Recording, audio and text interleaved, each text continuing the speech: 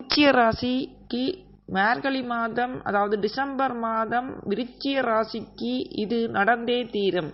கிரகங்களின் அடிப்படையிலும் மற்றும் உங்களுக்கான மாத ராசி பலன் மற்றும் அதற்கான பரிகாரத்தை இந்த வீடியோவை முழுமையாக பார்ப்பதன் மூலம் நீங்கள் தெரிந்து கொள்ளலாம். டிசம்பரில் 2024 முக்கிய கிரகங்களின் நிலையை பற்றி பேசிட்டு உங்களுக்கான பலனை பார்ப்போம்.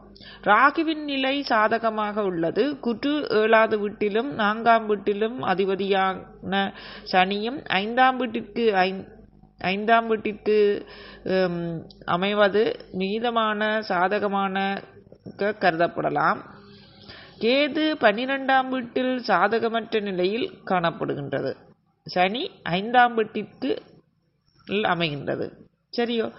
உறவுகள் மற்றும் ஆற்றலின் கிரகமான செவ்வாய் இந்த மாதம் 1 மற்றும் 6வது வீடுகளின் அதிபதியாக வக்ர நிலையில் இருப்பார்.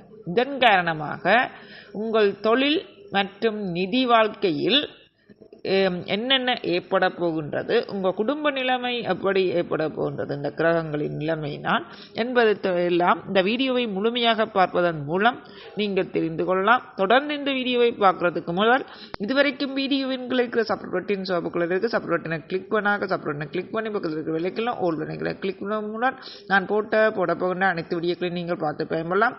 லைக் பண்ணுங்கள், கமெண்ட் பண்ணுங்கள், பகிருங்கள். கமெண்ட் மூலம் ஒற்று கேள்வி மட்டும் இலவசமாக எழுதி கேட்கலாம்.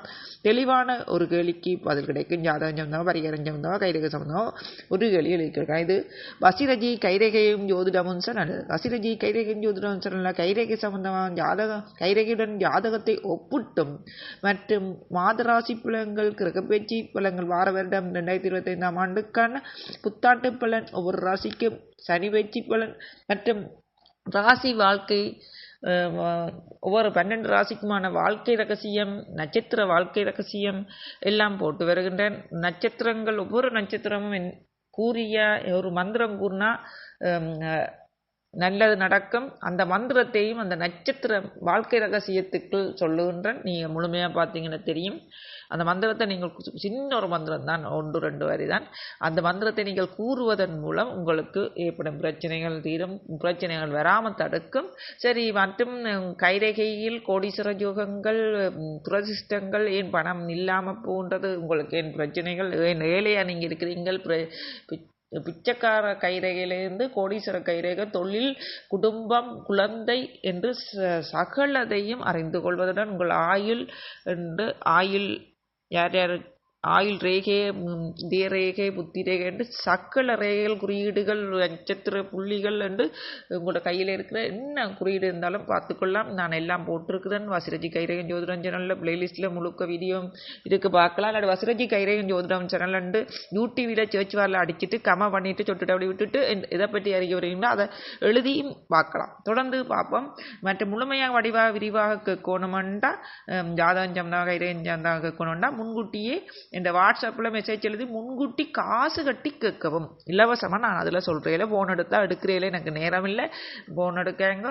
ஆனால் இலவசமாக கேட்கணுன்ட்டா இந்த யூடியூப் சேனலில் இருக்கிற கொமானில் எழுதி ஒரு கேள்வி மட்டும் இலவசமாக கேட்கலாம். தொடர்ந்து பார்க்கலாம் விருச்சிக ராசிக்கு எப்படி என்பதை. கிரகங்களின் நிலையை பற்றி பார்த்துட்டோம், அதன் பலனை பார்க்கலாம். அதனால் இந்த டிசம்பர் மாதம் எப்படியான பலன்கள் நடக்கப் போகின்றது என்பதை பார்ப்போம். உறவுகளில் மற்றும் ஆற்றலின் கிரகமான செவ்வாய் இந்த மாதம் 1 மற்றும் 6வது வீடுகளின் அதிபதியாக வக்ர நிலையில் இருப்பார். இதன் காரணமாக உங்கள் தொழில் மற்றும் நிதி வாழ்க்கையில் ஏற்றத்தாழ்வுகளை சந்திக்க நேரிடும். வாழ்க்கை முறையிலும் குடும்பத்திலும் பல மாற்றங்கள் ஏற்பட வாய்ப்பு உள்ளது. இந்த மாதத்தில் தொழில் கிரகமான சனி உங்களுக்கு சாதகமற்றதாக இருப்பதால் டிசம்பர் மாதத்தில் உங்களுக்கு வேலை அழுத்தம் அதிகரிக்கும் வாய்ப்பு உள்ளது. வேலையில் பல பிரச்சனைகள், சிக்கல்கள், உங்கள் கூட வேலை செய்வர்கள் பிரச்சனைகள், உங்கள் முதலாளியின் அழுத்தம், வேலையின் பளு, அதாவது உங்களுக்கு வேலை கூடுதல் போன்றன ஏற்பட போகின்றது.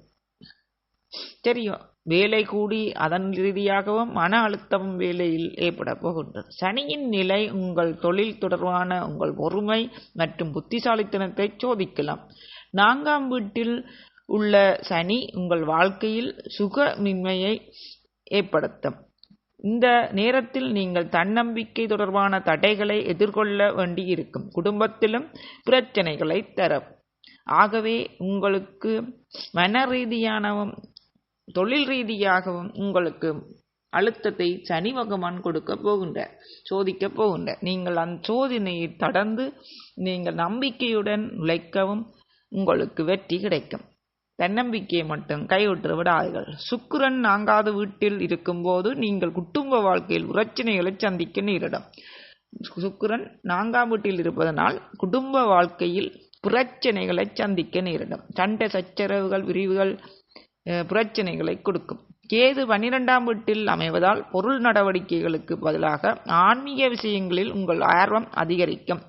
நீங்கள் ஆன்மீக ரீதியாக பயணங்கள், ஆன்மீக தொண்டுகள் செய்தல், ஆன்மீக ரீதியாக செல்வீர்கள். அப்படி செல்வதன் மூலம் உங்களுக்கான பிரச்சனைகள் குறைவது போல நீங்கள் உணரலாம். ஆன்மீக ரீதியாக செல்வதன் மூலம் பொருள் சேர்ப்பதை விட ஆன்மீக ரீதியான பயணங்கள் கிடைக்கும். இந்த விருச்சிக ராசிக்காரர்களுக்கு ஆன்மீக ரீதியான பயணங்களே அதிகமாக நடைபெறும். ஆன்மீகத்தில் ஈடுபாடும் அதிகரிக்கும். பொருள் சேர்ப்பது இந்த மாதம் இருக்காது. பணம் ரீதியான பிரச்சனைகள், தொழில் ரீதியான பிரச்சனைகள், குடும்ப பிரச்சனைகள் ஏற்படும்.